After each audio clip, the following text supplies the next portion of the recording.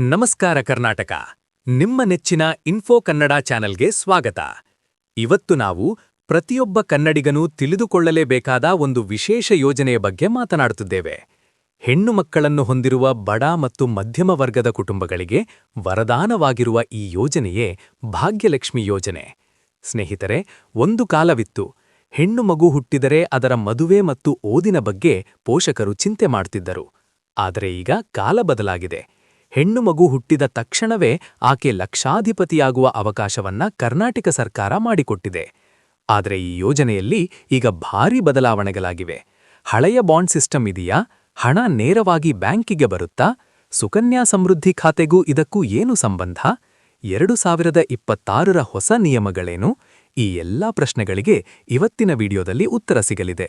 ನಿಮ್ಮ ಮಗಳ ಭವಿಷ್ಯಕ್ಕಾಗಿ ಈ 15 ನಿಮಿಷ ಮೀಸಲಿಟ್ಟರೆ ಮುಂದೆ ಅವಳ ಜೀವನಕ್ಕೆ ಇದು ದೊಡ್ಡ ಆಸರೆಯಾಗಲಿದೆ. ವಿಡಿಯೋ ಕೊನೆಯಲ್ಲಿ ಅರ್ಜಿ ರಿಜೆಕ್ಟ್ ಆಗ್ಬಾರ್ದು ಅಂದ್ರೆ ಏನು ಮಾಡಬೇಕು ಅನ್ನೋ ಸೀಕ್ರೆಟ್ ಟಿಪ್ ಕೂಡ ಹೇಳ್ತೀನಿ. ಯೋಜನೆಯ ಉದ್ದೇಶ ಮತ್ತು ಪ್ರಭಾವ. ಈ ಯೋಜನೆಯ ಮೂಲ ಉದ್ದೇಶವನ್ನ ಮೊದಲು ಅರ್ಥ ಮಾಡಿಕೊಳ್ಳೋಣ. ಹೆಣ್ಣು ಭ್ರೂಣ ಹತ್ಯೆ ತಡೆಯುವುದು ಮತ್ತು ಹೆಣ್ಣು ಮಕ್ಕಳ ಶಿಕ್ಷಣಕ್ಕೆ ಒತ್ತು ನೀಡುವುದು ಸರ್ಕಾರದ ಮುಖ್ಯ ಗುರಿ. ಇದರ ಜೊತೆಗೆ ಬಾಲ್ಯ ವಿವಾಹವನ್ನ ಸಂಪೂರ್ಣವಾಗಿ ನಿರ್ಮೂಲನೆ ಮಾಡುವುದು ಈ ಯೋಜನೆಯ ಆಶಯವಾಗಿದೆ. ಒಂದು ಸಣ್ಣ ಉದಾಹರಣೆ ನೋಡಿ. ರಾಯಚೂರಿನ ಕರಿಯಪ್ಪ ಎಂಬ ಕೂಲಿ ಕಾರ್ಮಿಕನಿಗೆ ಮಗು ಹುಟ್ಟಿದಾಗ ಅವರು ಈ ಯೋಜನೆಗೆ ನೋಂದಣಿ ಮಾಡಿಸಿದ್ದರು. ಇಂದು ಅವರ ಮಗಳಿಗೆ 18 ವರ್ಷ ತುಂಬಿದೆ. ಆಕೆಗೆ ಸಿಕ್ಕಿರುವ ಬಾಂಡ್ ಹಣದಿಂದ ಇಂದು ಆಕೆ ವೈದ್ಯಕೀಯ ಶಿಕ್ಷಣ ಮೆಡಿಕಲ್ ಪಡೆಯುತ್ತಿದ್ದಾಳೆ. ಸರ್ಕಾರ ನೀಡುವ ಈ ಹಣ ಬರೀ ಮೊತ್ತವಲ್ಲ, ಅದು ಆ ಹೆಣ್ಣು ಮಗುವಿನ ಸ್ವಾಭಿಮಾನ. ಈ ಯೋಜನೆಯಡಿ 18 ವರ್ಷ ತುಂಬುವವರೆಗೆ ಮದುವೆಯಾಗಬಾರದು ಎನ್ನುವ ನಿಯಮವಿರುವುದರಿಂದ ರಾಜ್ಯದಲ್ಲಿ ಬಾಲ್ಯ ವಿವಾಹದಂತಹ ಪಿಡುಗುಗಳು ಗಣನೀಯವಾಗಿ ಕಡಿಮೆಯಾಗುತ್ತಿವೆ. ಪ್ರಮುಖ ಬದಲಾವಣೆ: LICಯಿಂದ ಅಂಚೆ ಕಚೇರಿಗೆ. ಈಗ ಅತಿ ಮುಖ್ಯವಾದ ವಿಷಯಕ್ಕೆ ಬರೋಣ. ಈ ಹಿಂದೆ ಭಾಗ್ಯಲಕ್ಷ್ಮಿ ಯೋಜನೆಯಡಿಯಲ್ಲಿ ಸರ್ಕಾರವು LIC ಮೂಲಕ ಬಾಂಡ್ ನೀಡುತ್ತಿತ್ತು. ಆದರೆ ಇತ್ತೀಚಿನ ಅಪ್ಡೇಟ್ ಪ್ರಕಾರ ಸರ್ಕಾರವು ಈ ಯೋಜನೆಯನ್ನ ಅಂಚೆ ಕಚೇರಿಯ ಸುಕನ್ಯಾ ಸಮೃದ್ಧಿ ಯೋಜನೆ ಜೊತೆಗೆ ವಿಲೀನಗೊಳಿಸಿದೆ. ಇದರ ಅರ್ಥವೇನು ಅಂದರೆ, ಹಿಂದೆ ನೀವು ಬಾಂಡ್ ಪೇಪರ್ ಹಿಡಿದುಕೊಂಡು 18 ವರ್ಷ ಕಾಯಬೇಕಿತ್ತು. ಆದರೆ ಈಗ ಮಗುವಿನ ಹೆಸರಿನಲ್ಲಿ ಪೋಸ್ಟ್ ಆಫೀಸ್ನಲ್ಲಿ ಖಾತೆ ತೆರೆಯಲಾಗುತ್ತದೆ. ಸರ್ಕಾರವೇ ನಿಮ್ಮ ಮಗುವಿನ ಖಾತೆಗೆ ನೇರವಾಗಿ ಹಣವನ್ನ ಜಮೆ ಮಾಡುತ್ತದೆ.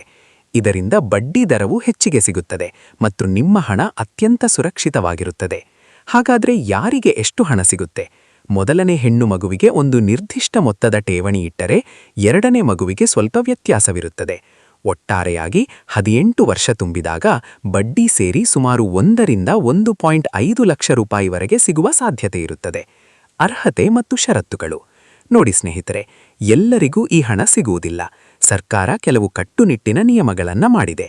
ಮೊದಲನೆಯದಾಗಿ, ಅರ್ಜಿದಾರರು ಕಡ್ಡಾಯವಾಗಿ BPL ಕಾರ್ಡ್ ಹೊಂದಿರಬೇಕು. APL ಕಾರ್ಡ್ ಇದ್ದವರಿಗೆ ಈ ಸೌಲಭ್ಯ ಸದ್ಯಕ್ಕಿಲ್ಲ. ಎರಡನೆಯದಾಗಿ, ಈ ಯೋಜನೆಯು ಕೇವಲ ಒಂದು ಕುಟುಂಬದ 2 ಹೆಣ್ಣು ಮಕ್ಕಳಿಗೆ ಮಾತ್ರ ಸೀಮಿತ. 3ನೇ ಮಗು ಹುಟ್ಟಿದರೆ ಈ ಸೌಲಭ್ಯ ಸಿಗುವುದಿಲ್ಲ ಎಂಬುದು ನೆನಪಿರಲಿ. ಮತ್ತೊಂದು ಮುಖ್ಯ ವಿಷಯವೆಂದರೆ ನೋಂದಣಿ ಸಮಯ. ಮಗು ಹುಟ್ಟಿದ 1 ವರ್ಷದ ಒಳಗಾಗಿ ನೀವು ಅರ್ಜಿ ಸಲ್ಲಿಸಲೇಬೇಕು. 1 ವರ್ಷ ದಾಟಿದರೆ ಅರ್ಜಿ ಸಲ್ಲಿಸಲು ತಾಂತ್ರಿಕ ತೊಂದರೆಗಳಾಗುತ್ತವೆ. ಕೊನೆಯದಾಗಿ, ಮಗು ಕನಿಷ್ಠ 8ನೇ ತರಗತಿಯವರೆಗೆ ಓದಬೇಕು ಮತ್ತು ಕಾಲಕಾಲಕ್ಕೆ ಎಲ್ಲಾ ಲಸಿಕೆಗಳನ್ನು ಪಡೆದಿರಬೇಕು. 18 ವರ್ಷ ತುಂಬುವ ಮೊದಲು ಮದುವೆ ಮಾಡಿದರೆ 1 ರೂಪಾಯಿ ಹಣವೂ ಸಿಗುವುದಿಲ್ಲ. ಬೇಕಾಗುವ ದಾಖಲೆಗಳು: ಅರ್ಜಿ ಹಾಕಲು ಹೋಗುವ ಮುನ್ನ ಈ ದಾಖಲೆಗಳನ್ನು ಸಿದ್ಧಪಡಿಸಿಟ್ಟುಕೊಳ್ಳಿ. ಮಗುವಿನ ಹೆಸರಿರುವ ಅಧಿಕೃತ ಜನನ ಪ್ರಮಾಣಪತ್ರ ಬರ್ತ್ ಸರ್ಟಿಫಿಕೇಟ್ ಅತ್ಯಂತ ಮುಖ್ಯ.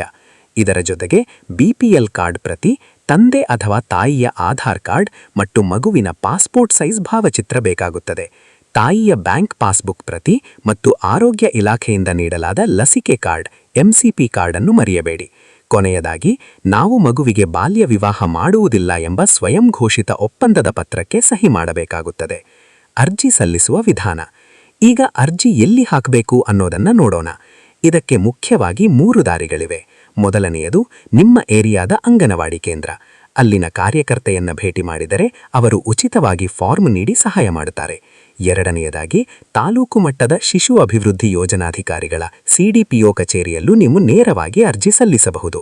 ಮೂರನೆಯದಾಗಿ, ಗ್ರಾಮ 1 ಅಥವಾ ಬೆಂಗಳೂರು 1 ಕೇಂದ್ರಗಳ ಮೂಲಕವೂ ಆನ್ಲೈನ್ನಲ್ಲಿ ಅರ್ಜಿ ಸಲ್ಲಿಸಲು ಈಗ ಅವಕಾಶವಿದೆ. ನೀವು ಅರ್ಜಿ ಸಲ್ಲಿಸಿದ ನಂತರ ಅಧಿಕಾರಿಗಳು ನಿಮ್ಮ ಮನೆಗೆ ಬಂದು ಪರಿಶೀಲನೆ ನಡೆಸುತ್ತಾರೆ. ನಿಮ್ಮ ದಾಖಲೆಗಳು ನೈಜವಾಗಿದ್ದರೆ ಮಗುವಿನ ಹೆಸರಿನಲ್ಲಿ ಖಾತೆ ಅಥವಾ ಬಾಂಡ್ ಪ್ರಕ್ರಿಯೆ ಆರಂಭವಾಗುತ್ತದೆ. ಹಳೆಯ ಬಾಂಡ್ ಮತ್ತು ಪ್ರಮುಖ ಎಚ್ಚರಿಕೆ. ಬಹಳ ಜನರಿಗೆ ಒಂದು ಗೊಂದಲವಿದೆ. ನಮಗೆ ಈಗಾಗಲೇ LIC ಬಾಂಡ್ ಸಿಕ್ಕಿದೆ, ನಾವೇನು ಮಾಡಬೇಕು ಅಂತ. ಹಳೆಯ ಬಾಂಡ್ ಹೊಂದಿರುವವರು ಗಾಬರಿ ಪಡಬೇಡಿ. ನಿಮ್ಮ ಬಾಂಡಿನ ಅವಧಿ ಮುಗಿದಾಗ ಮೆಚೂರಿಟಿ ನೀವು ಅದನ್ನು LIC ಕಚೇರಿಗೆ ಸಲ್ಲಿಸಿ ಹಣ ಪಡೆಯಬಹುದು. ಹೊಸದಾಗಿ ಸೇರ್ಪಡೆ ಆಗುವವರಿಗೆ ಮಾತ್ರ ಸುಕನ್ಯಾ ಸಮೃದ್ಧಿ ಅನ್ವಯಿಸುತ್ತದೆ. ಇನ್ನೊಂದು ಮುಖ್ಯ ವಿಷಯ, ನಿಮ್ಮ ಆಧಾರ್ ಕಾರ್ಡ್ ಮತ್ತು BPL ಕಾರ್ಡ್ನಲ್ಲಿ ಹೆಸರುಗಳು ಒಂದೇ ರೀತಿ ಇರಲಿ. ಸ್ಪೆಲ್ಲಿಂಗ್ ಮಿಸ್ಟೇಕ್ ಇದ್ದರೆ ಅರ್ಜಿ ರಿಜೆಕ್ಟ್ ಆಗುವ ಚಾನ್ಸ್ ಇರುತ್ತದೆ. ಆದ್ದರಿಂದ ಈಗಲೇ ಸರಿಪಡಿಸಿಕೊಳ್ಳಿ. ಸ್ನೇಹಿತರೆ, ಹೆಣ್ಣು ಮಗು ಮನೆಗೆ ಮಹಾಲಕ್ಷ್ಮಿ ಬಂದಂತೆ. ಆಕೆಯ ಭವಿಷ್ಯವನ್ನ ಉಜ್ವಲಗೊಳಿಸುವುದು ನಮ್ಮೆಲ್ಲರ ಜವಾಬ್ದಾರಿ. ಈ ವಿಡಿಯೋವನ್ನ ಕೇವಲ ನೋಡಿ ಬಿಡಬೇಡಿ. ನಿಮ್ಮ ಸುತ್ತಮುತ್ತ ಯಾರಾದರೂ ಬಡ ಕುಟುಂಬದವರು ಹೆಣ್ಣು ಮಗುವನ್ನ ಹೊಂದಿದ್ದರೆ ಅವರಿಗೆ ಈ ಮಾಹಿತಿ ತಲುಪಿಸಿ. ಇದರಿಂದ ಒಬ್ಬ ತಂದೆ ತಾಯಿಯ ಚಿಂತೆ ದೂರವಾಗಬಹುದು. ನಿಮಗೆ ಈ ಮಾಹಿತಿ ಇಷ್ಟವಾಗಿದ್ದರೆ ದಯವಿಟ್ಟು ಇನ್ಫೋ ಕನ್ನಡ ಚಾನೆಲ್ಗೆ ಸಬ್ಸ್ಕ್ರೈಬ್ ಆಗಿ ಮತ್ತು ವಿಡಿಯೋಗೆ ಒಂದು ಲೈಕ್ ಕೊಡಿ. ಮುಂದಿನ ವಿಡಿಯೋದಲ್ಲಿ ಯಾವ ಯೋಜನೆ ಬಗ್ಗೆ ಮಾಹಿತಿ ಬೇಕು ಅನ್ನೋದನ್ನ ಕಮೆಂಟ್ ಮಾಡಿ ತಿಳಿಸಿ. ಮತ್ತೊಂದು ಉಪಯುಕ್ತ ಮಾಹಿತಿಯೊಂದಿಗೆ ಸಿಗೋಣ. ಅಲ್ಲಿಯವರೆಗೆ ನೋಡ್ತಾ ಇರಿ ಇನ್ಫೋ ಕನ್ನಡ. ಜೈ ಹಿಂದ್, ಜೈ ಕರ್ನಾಟಕ ಮಾತೆ.